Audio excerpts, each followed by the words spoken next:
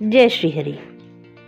नवरात्रि के पहले दिन माँ शैलपुत्री का पूजन, दूसरे दिन माँ ब्रह्मचारिणी का पूजन और तीसरे दिन माँ चंद्रघंटा का पूजन करने का विधान है।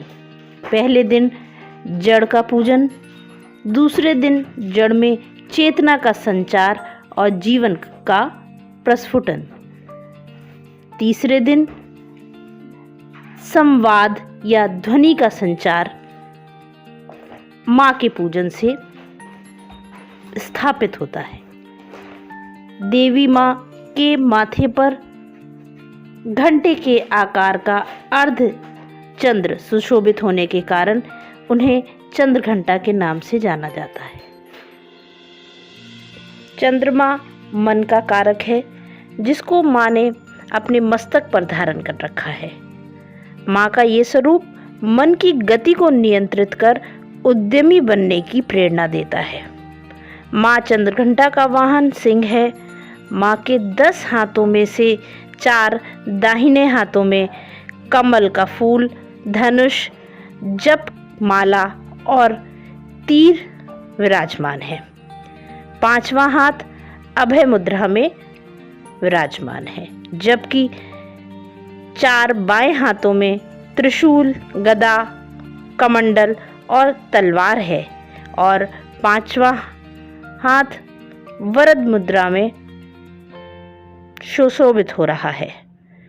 उनका स्वरूप भक्तों के लिए बड़ा ही कल्याणकारी है। ये सदैव अपने भक्तों की रक्षा के लिए तत्पर रहता है।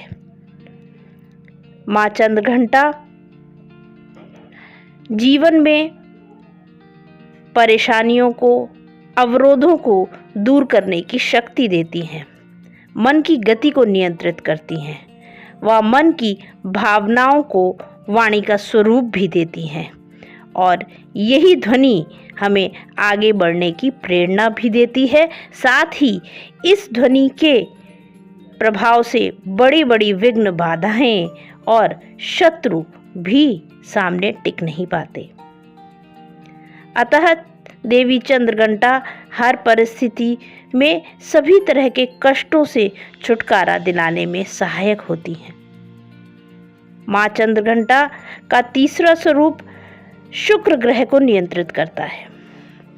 नवरात्रि के तीसरे दिन माँ चंद्रघंटा का पूजन करने से सुख समृद्धि में वृद्धि होती है, जीवन में आकर्षण, सौंदर्य, प्रेम में वृद्धि होती है, भौतिक सुख सुविधाओं की प्राप्ति होती है, आर्थिक पक्ष मजबूत कर पाते हैं।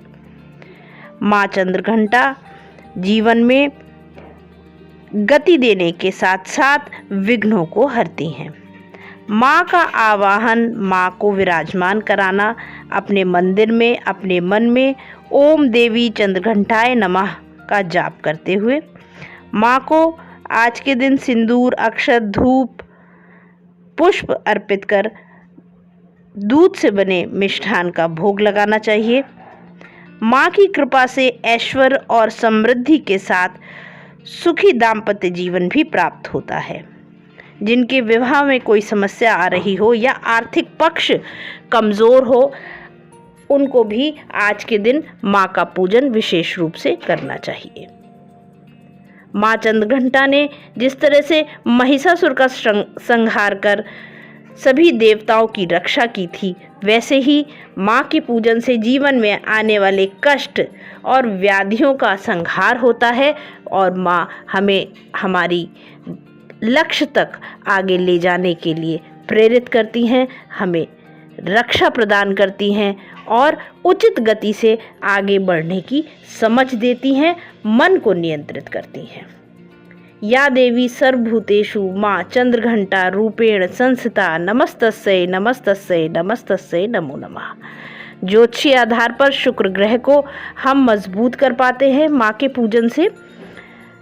अपने जीवन में आने वाली व्याधियों, अगर किसी प्रकार का कर्जा बहुत समय से चला आ रहा है, तो आज माँ का पूजन कर कर हम इस आर्थिक विपत्ति से मुक्ति पाने के लिए प्रार्थना करते हैं, तो निश्चित तौर पर सफल होते हैं। जय श्री हरि।